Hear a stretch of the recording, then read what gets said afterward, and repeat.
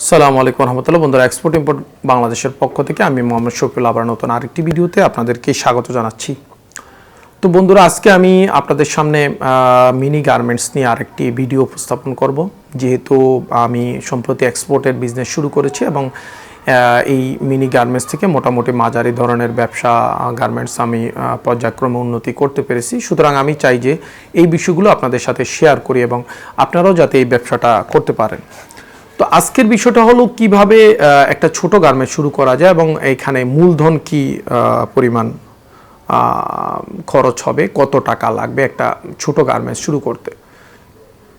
তো আমি আমার নিজের অভিজ্ঞতা থেকে বলি, প্রাথমিকভাবে একটা গার্মেন্টস শুরু করতে আমি ধরে নিলাম যে আপনি গার্মেন্টস সম্পর্কে মোটামুটি অভিজ্ঞতা রয়েছে এবং আপনি বিভিন্ন ফাইকারদের সাথে কথা বলে নিয়েছেন বা আপনার বিক্রির যে মার্কেটটা সেটা আপনি ধরে নিয়েছেন যে কোথায় কোথায় আপনি বিক্রি করতে পারবেন, অর্থাৎ আপনার বিক্রি সম্পর্কে একটা অভিজ্ঞতা রয়েছে। তো এখন আসুন, আপনার যে বিষয়টা প্রয়োজন সেটা হচ্ছে একটা ফ্লোর নিতে হবে, আপনার একটা শেড নিতে হবে, একটা ফ্লোর নিতে হবে, কিছু মেশিনারিজ নিতে হবে। এই মোটামুটি হলে আপনার আর কিছু অ্যাক্সেসরিজ, টেবিল, কিছু ফ্যান, লাইট এগুলো নিতে হবে। এটা নিলে আপনার মোটামুটি একটা মেশিন, একটা ছোট গার্মেন্টস শুরু করতে পারবেন। একটা গার্মেন্টসে ধরুন আপনি প্রতিদিন মোটামুটি 2 থেকে 300 পিস আপনি যদি নিটের টি শার্ট উৎপাদন করতে যান, এটাতে আপনার সব মিলিয়ে 5-7টা মেশিন হলেই এনাফ।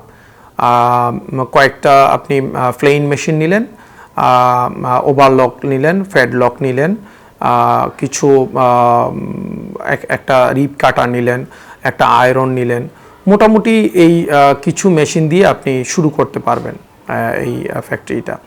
এইখানে আপনার সব মিলিয়ে আপনি যদি নতুন মেশিন নেন, ধরুন এখনকার সময়ে আপনার আপনি যদি প্লেন মেশিন নতুন নেন, সেক্ষেত্রে আপনার দাম পড়বে 40 থেকে 45 হাজার টাকার মতো আপনি যদি ফুল অটো নেন। কারণ ফুল অটো মেশিন নেওয়ার একমাত্র কারণ হচ্ছে যে আপনি আপনার ফ্যাক্টরিতে হেল্পারের সংখ্যা কমাতে পারবেন।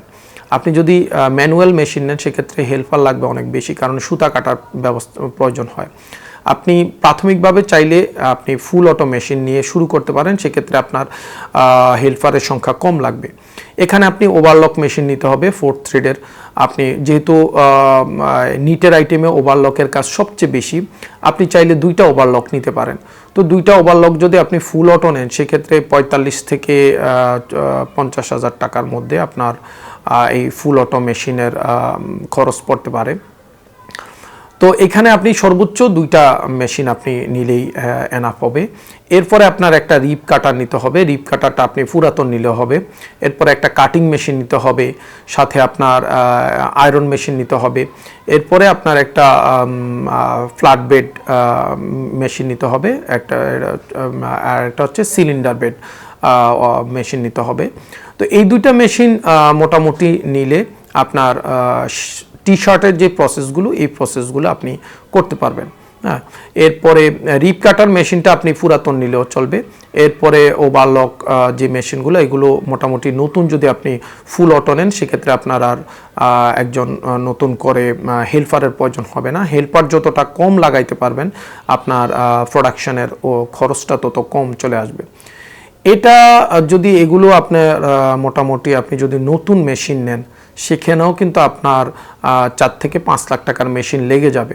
আর যদি আপনি পুরাতন মেশিন নেন, তাহলে কিন্তু অনেক কম খরচে পাবেন। ধরুন আপনি যদি ওভারলক মেশিনগুলো পুরাতন নেন, সেক্ষেত্রে 25 থেকে 30 হাজার টাকার মধ্যে পাবেন। আর যদি প্লেন মেশিনগুলো পুরাতন নেন, 15 থেকে 20 হাজার টাকার মধ্যে আপনি প্লেন মেশিনগুলো পাবেন। তো এই পুরাতন মেশিনগুলো আপনি মিরপুর যে মিসকো মার্কেট রয়েছে 1 নম্বরে, সেখান থেকে নিতে পারেন, অথবা টঙ্গী যে আশরাফ সেতু কমপ্লেক্সের নিচতলায় আন্ডারগ্রাউন্ডে দেখবেন, সেখানেও একটা মার্কেট রয়েছে, সেখান থেকেও আপনি কিনতে পারবেন পুরাতন মেশিনগুলো। তবে পুরাতন মেশিন কেনার আগে অবশ্যই পরিচিত কাউকে, মেকানিক্স কাউকে নিয়ে নেবেন, অথবা আপনার যদি পরিচিত কেউ থাকে তাকে নিয়ে যাবেন, যাতে করে এই মেশিনগুলো দেখে নিতে পারে যে আসলে এই মেশিনগুলো কতদিন ব্যবহার হয়েছে। কারণ তারা সেখানে আপনাকে এমনভাবে রং চং দিয়ে রাখবে মেশিনগুলোতে, আপনি বুঝতে পারবেন না সেটা কতদিন ব্যবহার হয়েছে। তো এটা যারা অভিজ্ঞতা রয়েছে তারা আসলে চালালেই বুঝতে পারবে মেশিন যে কত বছরের পুরাতন রয়েছে।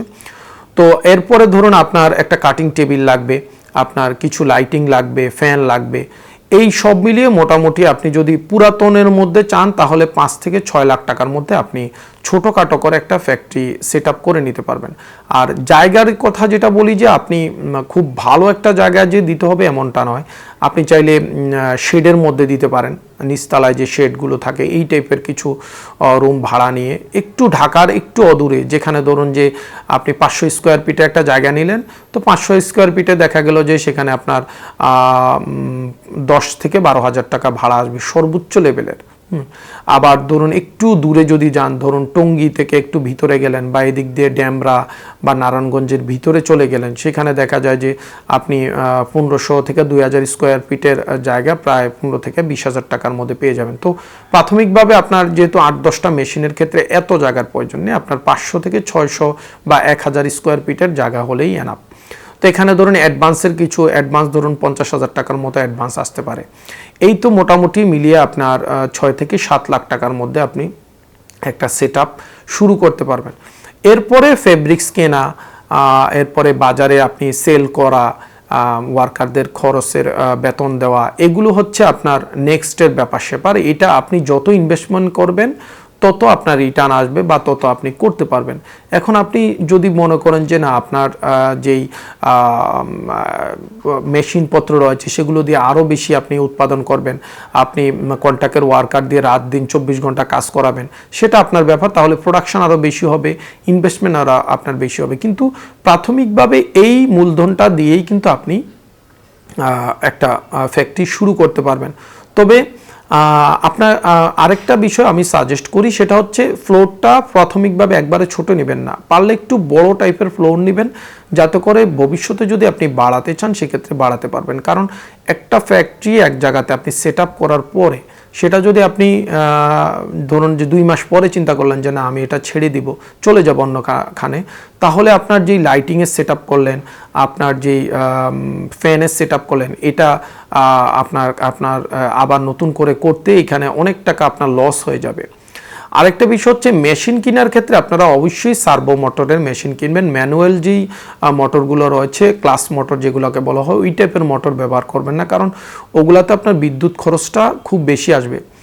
তো সর্বোচ্চ লেভেলে চেষ্টা করবেন যে প্রাথমিক ইনভেস্টমেন্টটা একটু বাড়িয়ে হলেও মেশিনগুলো অটো মেশিন কেনার জন্য, যাতে করে আপনার এই হেল্পারের প্রাথমিকভাবে যেন হেল্পার খুব কম প্রয়োজন হয়, তাহলে আপনার উৎপাদন খরচটা খুব কম চলে আসবে। হ্যাঁ, উৎপাদন খরচটা আপনি কমে করতে পারবেন, তাহলে সেলটা আপনি বেশি করতে পারবেন। এবং অন্যান্য ক্ষেত্রে যেমন ধরুন আপনি প্রাথমিকভাবে অ্যালুমিনিয়াম চ্যানেল দিয়ে আপনার লাইটিং করার প্রয়োজন নেই, আপনি নর্মালি কোনোভাবে যদি আপনি এলইডি লাইটগুলো দিয়ে, অবশ্যই এলইডি লাইট ব্যবহার করবেন, এলইডি লাইট দিয়ে আপনার লাইটিংগুলো করার চেষ্টা করবেন, যাতে করে আপনার প্রাথমিক খরচটা কম আসে, বিদ্যুৎ খরচটাও কম আসে, এবং বাহুল্য যেই কোনো ধরনের ইনভেস্টমেন্ট আপনি করা থেকে বিরত থাকবেন। এই যে টেবিল, চেয়ার, তারপরে ফ্যান, এগুলো কিন্তু রিকন্ডিশন অনেক পাওয়া যায়। আপনি দোকানে মিরপুরে মিসকো মার্কেটের আশেপাশে দেখবেন যে অনেক দোকান রয়েছে যেখানে পুরাতন এই সমস্ত লাইট, টেবিল, চেয়ার, ফ্যান এগুলো সেল হয়, সেখান থেকে খুব কম রেটে আপনি পেয়ে যাবেন। এছাড়া অ্যাডজাস্টমেন্টও কিন্তু অনেক কম রেটে বিক্রি হয়, সেগুলো আপনি নিয়ে নিতে পারেন। এবং অন্যান্য অ্যাক্সেসরিজ যেগুলো হচ্ছে দেখবেন যে পুরাতন ওরা ফ্যাক্টরি ভেঙে নিয়ে আসে, সেগুলো কিন্তু আপনি খুব কম রেটে সেখান থেকে পেয়ে যাবেন। এবং সেইগুলো দিয়ে যদি আপনি মোটামুটি ফ্যাক্টরিটা সাজাতে পারেন, তাহলে আপনি খুব কম রেটে, ধরুন আমি বললাম 7 লাখ টাকা, সেখানে আপনি 5 লাখ টাকার মধ্যেই কিন্তু একটা ফ্যাক্টরি সেট আপ করতে পারবেন। কারণ প্রাথমিক ইনভেস্টমেন্টটা যত কম করতে পারবেন আপনার লসের সম্ভাবনা তত কম হবে। ধরুন আপনি আল্লাহ না করুক কোনোভাবে চিন্তা করলেন যে না আমি ফ্যাক্টরিটা চালাবো না, তখন দেখা গেলো যে আপনার লসটা কম হবে। তবে আমি যেটা আপনাদেরকে সাজেস্ট করি বা আমি আমার ব্যক্তিগত বিবেচনা থেকে যেটা দেখেছি, যে গার্মেন্টস যদি আপনি ঠিকভাবে মনোযোগ দিয়ে চালাতে পারেন তাহলে সেখান থেকে কোনোভাবেই লস আসবে না। জাস্ট আপনি কিভাবে চালাতে হয় এই বিষয়টা জানতে হবে, যে ওয়ার্কার কিভাবে ম্যানেজ করতে হয়, স্টাফ কিভাবে ম্যানেজ করতে হয় এবং সেল কিভাবে করতে হয়, কোথা থেকে আপনি কাঁচামাল পারচেস করবেন, এই বিষয়গুলো যদি আপনি ঠিকভাবে জানেন আপনাকে লস করতে হবে না। যাই হোক, আমি আমার এই ক্ষুদ্র এক্সপিরিয়েন্স থেকে যেটা জানলাম আপনাদের সাথে শেয়ার করলাম। যদি আরও কোনো প্রশ্ন থাকে অবশ্যই কমেন্ট বক্সে কমেন্ট করে জানাতে ভুলবেন না। আজকের মতো এখানে বিদায় নিচ্ছি। আল্লাহ হাফেজ।